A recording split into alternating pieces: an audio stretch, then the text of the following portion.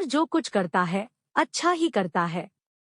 एक बार एक राजा शिकार खेलने गया।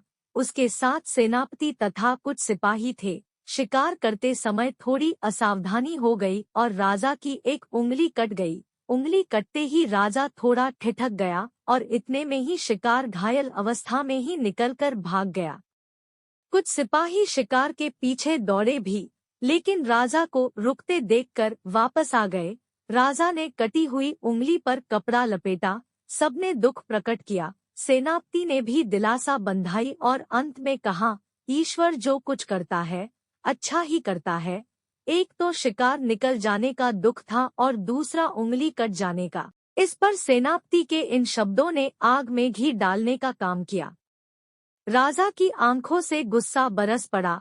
राजा बोला, मेरा हाथ लहूलुहान हो गया, तेज दर्द हो रहा है और तुम जले पर नमक छिड़क रहे हो। चले जाओ, आंखों के सामने से तुम्हारा मुंह नहीं देखना चाहता मैं। यह था तो सेनापति, लेकिन राजा तो राजा ही होता है। फिर भी सेनापति खुद्दार था, उससे अपना अपमान सहा नहीं गया। उसने घोड़े की लगाम को झटका दिया, बैठकर घोड़े के एड़ लगाई और दौड़ा दिया घोड़ा। दूसरे दिन जब दरबार लगा तो राजा ने सेनापति को बंदी बना लिया। बंदीगृह जाते समय भी सेनापति ने राजा से कहा, ईश्वर जो कुछ करता है अच्छा ही करता है। कुछ दिन बाद राजा दोबारा शिकार खेलने गया। घना जंगल था। जंगल में दूर जाकर शेर दिखाई दिया। राजा और उसके सिपाहियों ने उसका पीछा किया। व्यूह रचकर आगे बढ़ने लगे। किसी तरह शेर तो निकलकर भाग गया, लेकिन ये लोग पीछा करते करते तितर-बितर होकर भटक गए। राजा भी जंगल से बाहर निकलने के लिए इधर-उधर भटकता रहा। अंत में राजा को सामने से भीलों का झुंड आता दिखाई दिया। वे पूजा की बलि के लिए एक आदमी की तलाश में निकले थे। राजा स्वयं ही उनकी गिरफ्त में आ गया था। पास आते ही भीलों ने चारों ओर से राजा को घेर लिया। उनके हाथों में तीरकमान, भाले और तलवारनुमा घूमे हुए तेज धार वाले हथियार, ये सबका निशाना राजा था।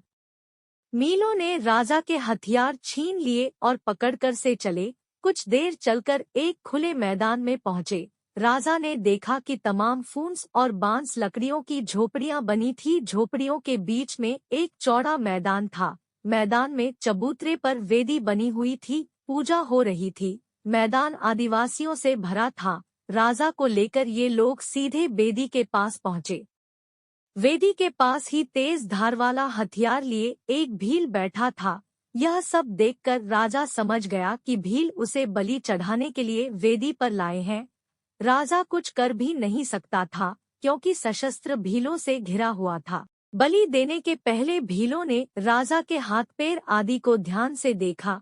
राजा की एक उंगली कटी हुई थी। पुजारी ने कहा, यह व्यक्ति तो खंडित है, इसलिए यह बलि के लिए ठीक नहीं है।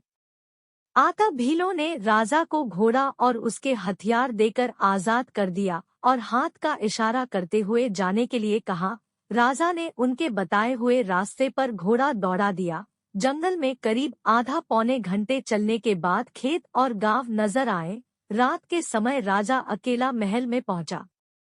रात भर राजा को नींद नहीं आई। पूरी रात सेनापति का चेहरा उसके सामने जाता रहा और उसके कहे गए शब्द सुनाई पड़ते रहे। यह सोचता रहा, यदि मेरी उंगली कटी न होती तो भील मेरी बलि चढ़ा देते। सुबह होते ही राजा बंदीगृह गया और सेनापति को गले लगाया और साथ लेकर आया।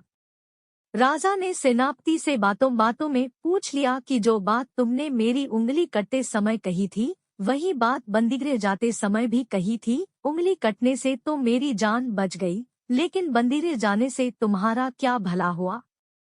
बंदीगृह जाकर कष्ट ही मिला। सेनापति बोला, नहीं राजन, युद्ध और शिकार में हमेशा मैं आपके साथ छाया की तरह साथ रहता आया हूँ। यदि कल मैं आपके साथ होता तो भीलों द्वारा में भी पकड़ा जाता और मेरी बलि चढ़ जाती, क्योंकि मैं कहीं से भी अंगभंग नहीं था, इसलिए मुझे बंदीगृह में डालना अच्छा रहा। राजा शर्मिंदा होते हुए बोला, तुम ठीक कहते हो, ईश्वर जो कुछ करता है अच्छा ही करता है।